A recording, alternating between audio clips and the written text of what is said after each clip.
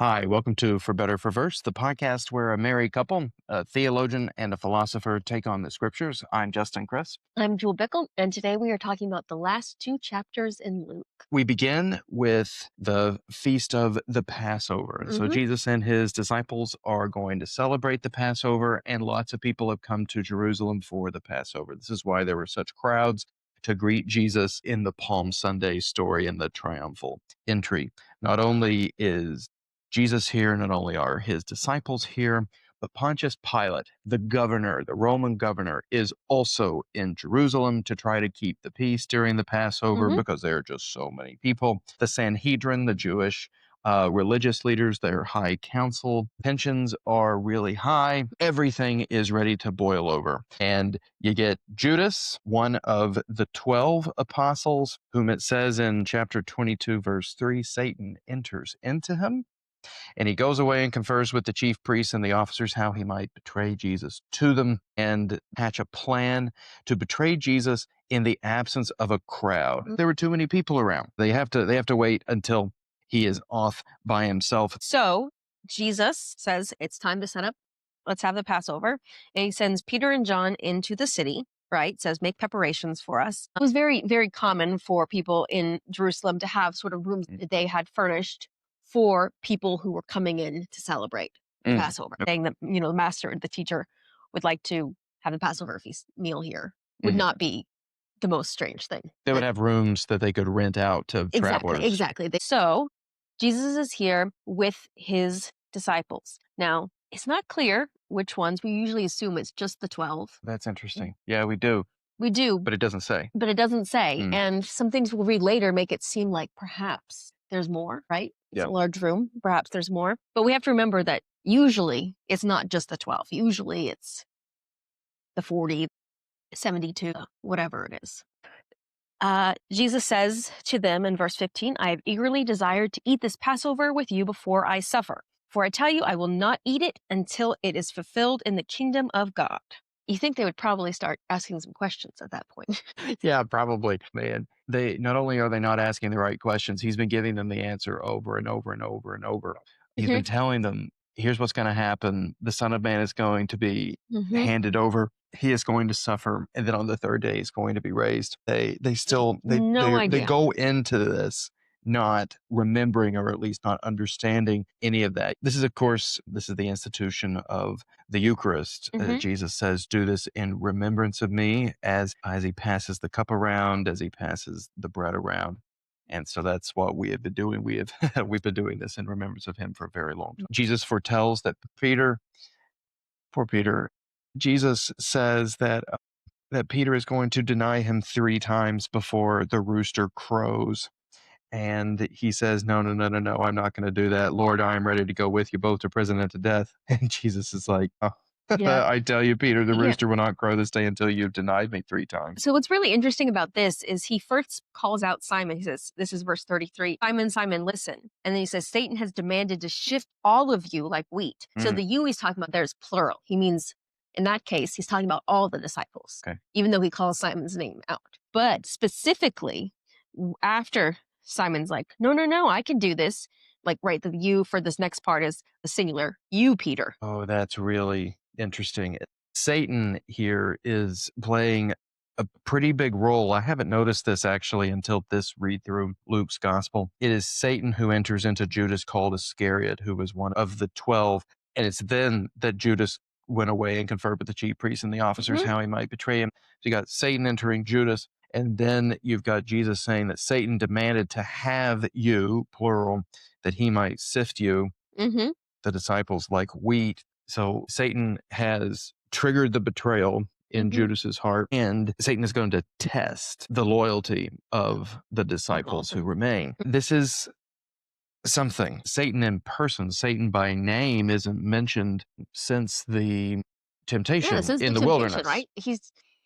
I think he's been maybe the adversary once or twice if we've discussed him at all, but he really hasn't been named. That's really interesting that now he shows up. Final act.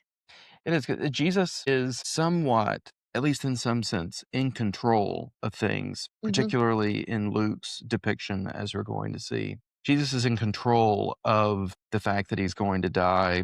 This has been the plan, or at least it is foreknown that the Son of Man was going to suffer and then be raised. Jesus conceives of himself as a Messiah after the mold of the suffering servant from the book of the prophet Isaiah, as we've discussed before. But Satan is an agent here, distinct from the human beings, distinct from Judas and the chief priests and Pilate and the disciples and so on, and also distinct from Jesus and the one he calls Father, that is distinct from God. Satan is a third agent between God and creation. So I think that what's about to happen here is God harnessing events which God himself doesn't will them directly, but God harnesses them in the way that they play out. Because it's not God doesn't make Judas betray him in the story. Satan enters into Judas, and God uses that betrayal in order to fulfill the Messiah as suffering servant who is bruised for our iniquities and who suffers for our transgressions. God makes use of what happens here by dint of Satan's agency and the agency of sinful human beings. But God is not the direct first person actor in at least the betrayal. And then in whatever Jesus means by Satan demands to have you so that he might sift you like wheat. Yeah, it's in this translation they suggest another possible translation, not that Satan has demanded, but has obtained permission. Is an interesting translation. And so That's really good. So that's a funny that might sort of support your position where God is maybe making it permissible, but not necessarily endorsing any of the things that are happening.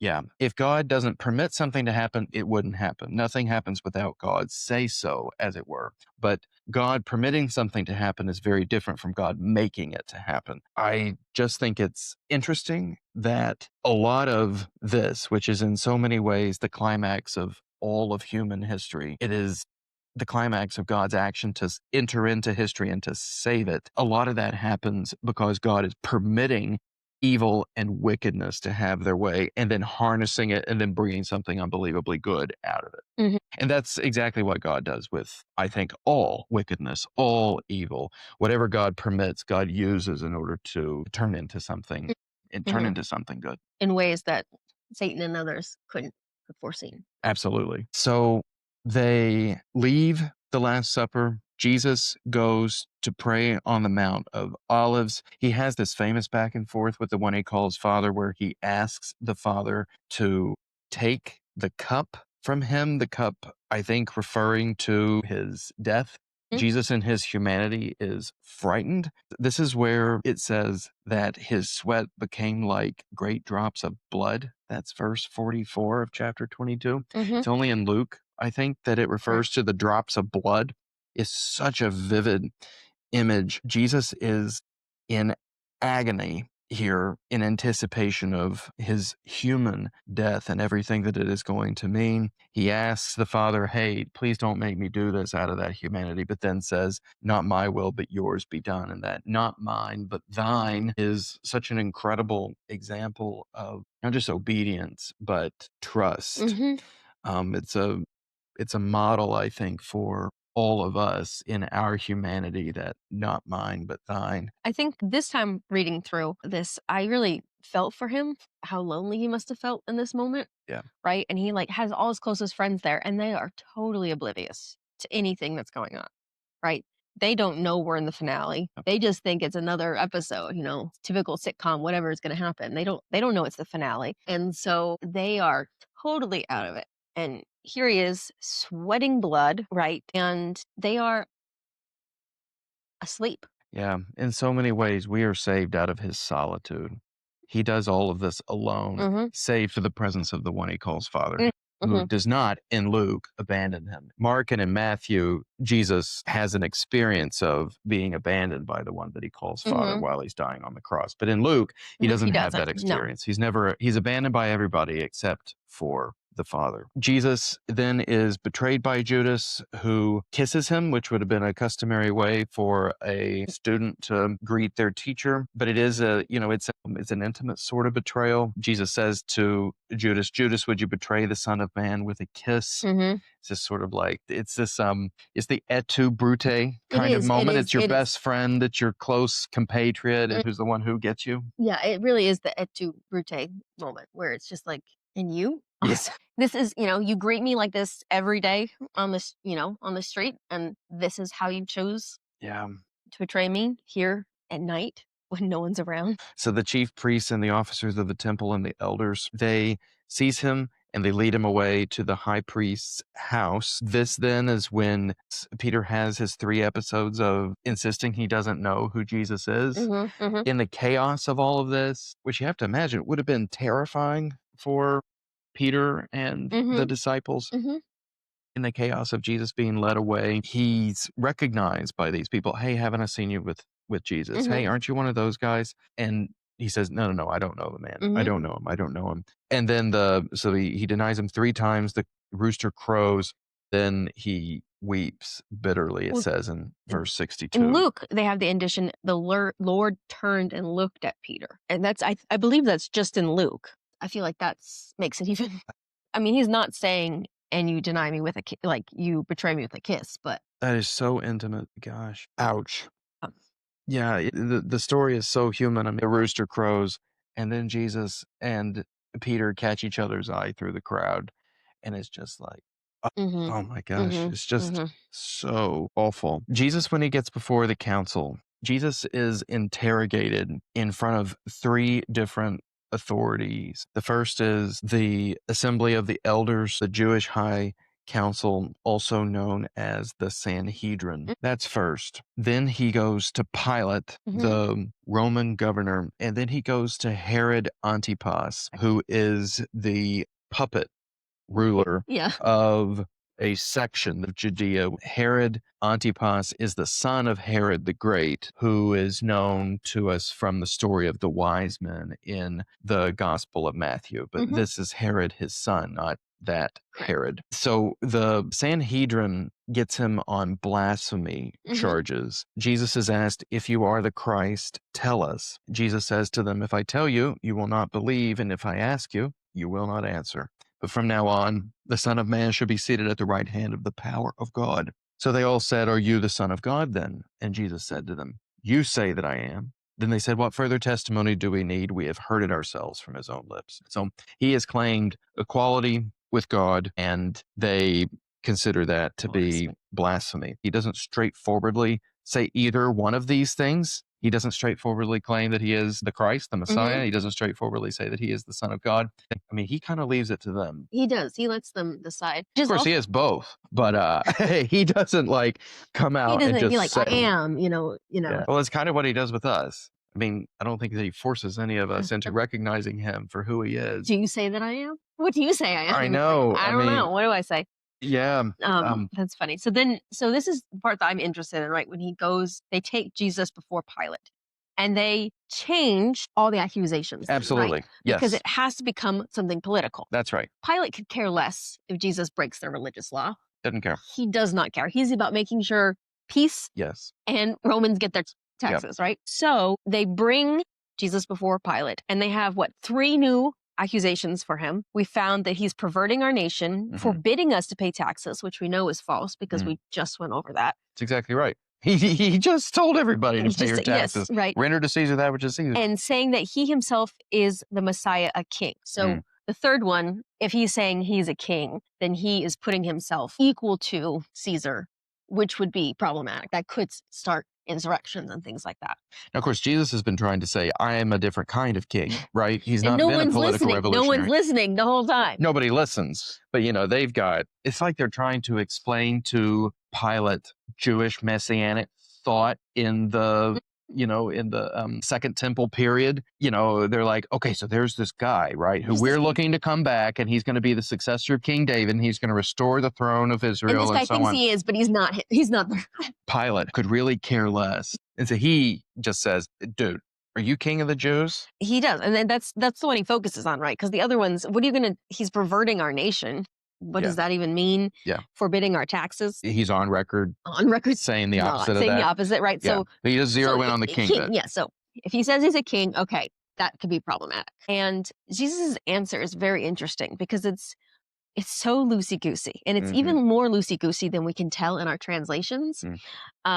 So my translation here says, Pilate asked him, "Are you the king of the Jews?" That's verse 3. And then he answered him, "You say so."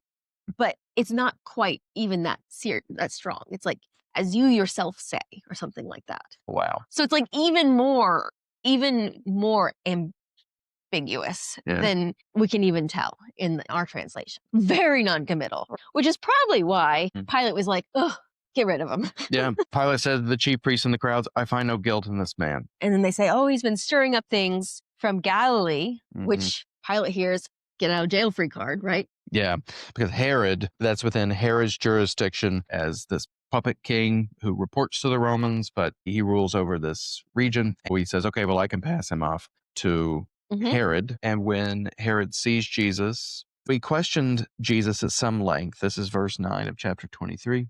But Jesus made no answer. That's it. We don't even get the back and forth with like the sort of non-committal. You had said so. You say that I am. We don't even get any of that. No, he just doesn't even respond. There's just silence. Herod dresses him up with splendid clothing, making fun of the moniker King of the Jews. He's really, Herod is making fun of the Jewish people and their kooky messianism more than he is doing anything to Jesus as such. He's using this as an opportunity to make a mockery of the whole restoration of David's throne sort of thing. Absolutely. He's basically laughing at their prophecy. It's just like, you think this is what you think's going to happen? Like, it sends him back to Pilate. Sends him back to Pilate. Doesn't want to deal with him. Pilate says again, I don't see anything that he's done wrong. Neither did Herod. He sent Jesus back to us. He offers to punish him and release him. Punish him for doing what? Absolutely nothing. But that's typical Pilate. That's typical Romans. Like, just give him flog him and we'll move on. Oh my gosh. And Pilate, it's worth noting that Pilate's not a good guy. Pilate continues to see Jesus' innocence, but Pilate is infamous in extra biblical materials like Josephus's Antiquities of the Jews for being a barbaric and ruthless governor. He wouldn't ordinarily be in Jerusalem, except he's there for the Passover and trying to keep the peace. The capital of his province was in Caesarea, which was where he would have hung out most of the time. He's in Jerusalem to just keep the peace. And there's this dude named Jesus, and he's got the Sanhedrin all whipped up into a frenzy, and now he's got these crowds. And Pilate keeps trying to say, okay, let's just not make a big deal about this. This crazy dude, he says some stuff that's made you mad. Let's just keep him moving. Yeah. And, so his declarations of Jesus' innocence are not particularly noble. No. He's just trying to squeak by without having an insurrection or a riot. He's just trying to make it to the Sabbath. Yeah. And Pilate, in the end, the reason why he ends up ordering Jesus to be executed, and he's the only one with that authority. Only Pilate can say, this guy has been convicted of high treason, therefore he's going to be crucified. Pilate does that only because the crowds refuse to let him do anything otherwise. It says in verse 23, they, the crowds, were urgent, demanding with loud cries that he should be crucified, and their voices prevailed. So Pilate decided that their demand should be granted. He delivered Jesus over to their will. Such an interesting way to put that. Pilate is following the crowd here. The crowd is the very crowd that had welcomed Jesus into Jerusalem as their purported political revolutionary, now have very, very quickly been whipped up and turned 180 degrees against him. It's just bloodthirst of the masses, it's just the masses, right? And so they're so easy to manipulate, move one way, and so comes in, they think he's going to save them. Now, Sanhedrin saying he's not helpful to you, and they're like, get rid of him. He's the worst. Yeah. Oh my gosh. It's You not do. actually a good idea always to go along with the Majority. majority. Majorities, I mean, Jesus is crucified by a majority. Jesus is crucified by a majority. That's it. He is hailed as a king by a majority. He is crucified by a majority. Just because a majority believes something or wants something doesn't mean it's the right Doesn't thing. mean it's the right thing. Yep. Yep. So he hands Jesus over to their will. Jesus is crucified between two criminals in a place called Golgotha. It's outside of the city gates. Mhm. It's a kind of trash dump where the Romans would also have crucifixions. These were very public. They were gruesome. They were I mean, warnings. they were supposed to be warnings to everyone, right? Yeah. So they were like in medieval period when they did beheadings for the whole village for everyone to see. This was supposed to be everyone see this so that you know not to do this. Yeah. It's a serious deterrent, or at Mhm. least they mean it to be. Correct. It's interesting what is about to play out. And I just want to go through the bullet points of the timeline. What's about to play out ends up having the opposite effect. It doesn't deter people from crossing Rome. It ends up helping people to recognize who Jesus really Mhm. is, that he really is the king of the kingdom of God, which is an entirely different sort of kingdom than the Roman Empire could even aspire to be. Mhm. So Jesus arrives at the place that is called the skull at Golgotha. He is crucified. Jesus says, Father, forgive them, for they know not what they do, about those who are crucifying him. So he forgives those who are killing him. The people taunt him and say, hey, if you're the Messiah, can't you save yourself? He has an exchange with the criminals who are on his right and on his left. One of the criminals mocks him Mhm. and says, hey, save yourself and us. If you're really the Messiah, can't you use some of that wonder working power? The other asks Jesus to remember him when he comes into his kingdom. And Jesus says to him that famous line, truly I tell you, today you will be with me in paradise. Then at 12 noon, it says now about the 6th hour. So that's noon. It says there was darkness over the whole land until the 9th hour or 3 3. p.m. And then the curtain of the temple was torn in two. And Jesus, calling out with a loud voice, said, Father, into your hands I commit my spirit. And having said this, he breathed his last. So he started out with forgiving those who are crucifying him. He's taunted, but he doesn't respond. He invites one of the criminals, the one who is faithful, to Mhm. be with him in paradise. You have the supernatural darkness. You have the curtain of the temple being torn in two, and then you have, Father, into your hands I commit my spirit. Now, when the centurion saw what had taken place, he praised God, saying, certainly this man was innocent. Something about that sequence of events, Mhm. it not only does it not warn off all of these potential rabble rousers, the centurion, who is himself an officer of the empire, is seeing all this stuff and ends up being completely converted to believing Jesus was the Christ, believing that Jesus was this figure in a religion which he probably didn't even know very much about. Anything about yeah. Yeah. Yeah.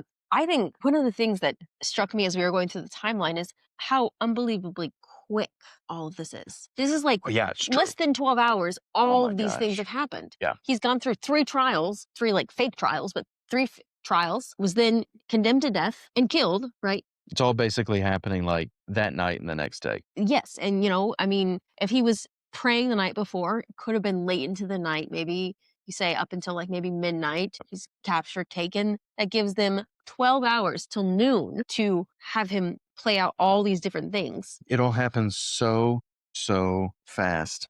which I think makes sense why the people who were there, his acquaintances and the women, are just standing there watching this in shock. Yeah. And it says they stood at a distance. So they're not right there in front of the cross. I mean, that's how we depict it in paintings and stuff. That ain't what Luke This says. Luke They're says at a they're at a distance. distance. Who knows how far off they Right, were? they're keeping their eye on it still because this happened so quickly. They don't know if they're gonna get arrested. I mean, Yeah. It's ev not just Simon who was afraid, right? no, everybody, all of them. They see all of this happening too. There's a man named Joseph of Arimathea. He's a member of the Sanhedrin, but he dissented from the decision to send Jesus first to Pilate and then to Herod and all of that. Mhm. Joseph goes to Pilate and asks for Jesus's body. Joseph of Arimathea would have had the stature to go to Pilate and ask for a favor. So he's able to give Jesus an actual burial. It says that the women who had come with Jesus from Galilee, who had been standing at a distance, the women followed Joseph, saw the tomb, and how his body was laid. Then they returned and prepared spices and ointments. It's kind of like, they wanted to put their personal touch on it. But they're still following Joseph of Arimathea. They don't know if they can trust this guy or not. They think he's going to be okay, but they don't know. They're still at a distance. Yeah, absolutely. I think one of the other things I've noticed reading this time is there's a lot of this commentary that Luke puts in here, and it's for his Gentile readers, right? It's a lot of trying to explain what these Jewish traditions are. So it talks about it was the day of preparation, the Sabbath was about to begin. That explains why they had to quickly put Jesus in the tomb and the women had to leave and then come back. Otherwise, the Gentile readers would be like, why? I don't understand. And then there's a few other things where he kind of throws in these little tidbits and you're like, oh, that must be, you're trying to explain this to someone who's not Jewish. Yeah, absolutely. And the women come back on the first day of the week at early dawn. So we're After now, Sabbath has already happened. this is the third day. We're on the third day now. They go at early dawn. They find the stone rolled away. They don't immediately think, oh, he's been resurrected. They don't remember anything. It says they were perplexed about this. And then there are two angels. It says two men stood by them in dazzling apparel, ostensibly angels. The angels have to say, remember how he told you while he was still in Galilee that the Son of Man must be delivered into the hands of sinful men and be crucified on the third day rise? And they remembered his words. His words he'd been saying to them over and over and over. Still in Galilee. Still in Galilee. That was chapters and that was 20 chapters ago. Not really. Oh my gosh. I mean, this is the most amazing thing that has ever happened in the history of the world. The resurrection of Jesus of Nazareth from the dead. And embedded in its telling in Luke is the obstinate desire of his closest friends and followers for him to be a different sort of God than the God that he turned out to be. They really wanted him to be different. I think that's why they don't remember. It's convenient to them. They don't want to think that God is going to be the kind of God who's going to have to suffer first and then you're going to get your resurrection. They want a powerful winning God. Oh my gosh, I know. So do we. We get the names of several of these women who have gone there on the first day of the week. Mary Magdalene, Joanna, Mary, the mother of James. We also have a reference to Salome in Mark chapter 16. In the Gospel of John, it's just Mary Magdalene who's in the garden on the day after the Sabbath. But here we've got a whole group. And so the women go back and tell the apostles, and it says these words seemed to them, the apostles, an idle tale, and they did not believe them. But Peter rose and ran to the tomb. I love that Peter is just so desperate. He's like, okay, I this sounds crazy, but I'm just going to make sure. And he goes and he sees that the tomb is empty, and it says that he marvels. He goes home marveling at what had happened. He still doesn't understand. He's just like, what? Yeah. Confused. Jesus proceeds to have a couple of appearances after his resurrection. He appears to two disciples who were going to a village called Emmaus. He again has to remind them, was it not necessary that the Christ should suffer these things and enter into his glory? He has to interpret the scriptures to them, Wouldn't it be wonderful to have just heard, right? He says, beginning with Moses and all the prophets, this is verse 27, he interpreted to them the things about himself in all the scriptures. My gosh. It's the world's Wouldn't best that be Bible great? study. I know. It would. It would. We've been trying to do that for 2,000 years, and I'm sure we're missing something still. You're absolutely right. Oh my gosh. Those two who were on the road to Emmaus, they invite Jesus to stay with them because the day is getting late by the time the world's greatest Bible study ends. And I should have said this at the very outset. They don't realize that it's Jesus. They have no idea it's Jesus. They're just talking to this stranger who apparently is really well-versed in the scripture, and they still don't seem to realize that it's Jesus. They invite the stranger to have dinner with them, and it's when he breaks the bread that they recognize Jesus. But right after he breaks the bread and they recognize him, it says he vanished from their sight. This body seems to have the ability to apparate in Harry Potter language. The resurrection body is material because of the description we get just next. He appears to the disciples and says to them, peace be with you. And then they think that he is a ghost, but they were startled and frightened and thought they saw a spirit or ghost. And Jesus said to them, "Why are you troubled, and why do doubts arise in your hearts? See my hands and my feet, that it is I myself. Touch me and see. For a ghost, a spirit, does not have flesh and bones, as you see that I have." He asked them for something to eat. They give him some fish, and he eats it. So this body is material, but it is somehow transformed materiality, and it can poof, it can vanish, it can, go into different places. It does not seem to be bound by the laws of time and space in the way that ordinary bodies do. Lots to say about the resurrected body. Absolutely. It seems that the resurrected body has a different metaphysics than pre-resurrection. Yeah. Oh my gosh. One more time, Jesus says, "Hey, I have always told you I was going to be this kind of God." Jesus says to them after he's eaten the fish, "These are my words that I spoke to you while I was still with you, that everything written about me in the law of Moses and the prophets and the Psalms must be fulfilled." That he opened their minds to understand the scriptures and said to them, "Thus it is written that the Christ should suffer and on the third day rise from the dead, and that repentance for the forgiveness of sins should be proclaimed in his name to all nations, beginning from Jerusalem." All nations there, meaning all nations beyond the people of Israel and Judea, the Gentiles, Luke's audience. But also, throwing out there. You've got Jesus' suffering yielding the forgiveness of sins, which goes back to Jesus as the suffering servant from Isaiah. In Isaiah chapter 53, it says that he, the suffering servant, poured out his soul to death and was numbered with the transgressors, yet he bore the sin of many and makes intercession for the transgressors. Jesus' death saves us, but by harnessing all of the wickedness and the evil that happens to Jesus through God's permission of that evil, and then God's harnessing it, and Jesus' death, Jesus becomes the suffering servant who dies on behalf of the sinful and takes on their sin and wipes the slate clean. Jesus says the Christ should suffer and on the third day rise from the dead, and that repentance for the forgiveness of sins should be proclaimed in his name. There's something about this death and resurrection, something about Jesus as the suffering servant that wipes the slate clean. And that's what needs to be proclaimed to the ends of the earth. Yes. I think one of the other things that's very interesting to me in this part is Jesus says them right after he says all these things. He's proclaiming forgiveness of sins to all nations, starting with Jerusalem. He says, "You are the witnesses of these things." If you remember very back in the beginning of Luke, he went to eyewitnesses, right? He got eyewitness accounts. Wow. Yeah. Eyewitness Righteous accounts. history. Exactly. And so you are the witnesses of all these things. There are eyewitnesses right there. At least some of them. It's so good. We really have come full circle. I know that the account has been pretty disjointed in the middle. We got parables that didn't make any sense, and it seemed to go on and on and on, and we couldn't keep track of where Jesus was or who he was talking to. But even if the account wasn't orderly all the way through, the author of Luke's gospel is clearly a great architect of narrative. He was definitely trying to wrap it up with a nice little bow. Yeah.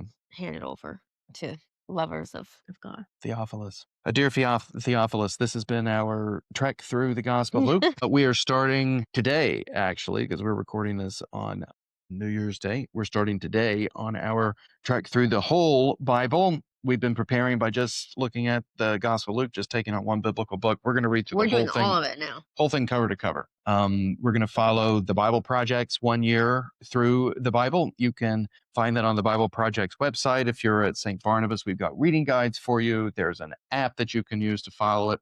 We'll be back next week with a look at the first couple chapters of the book of Genesis. That will be lots of fun, super rich. We'll have another chance next year to work through Luke again. Yeah, that'll be good. Give us a second round. But it's been so much fun to go through it with you. Thank you for joining us for this adventure. Yeah. Until next time.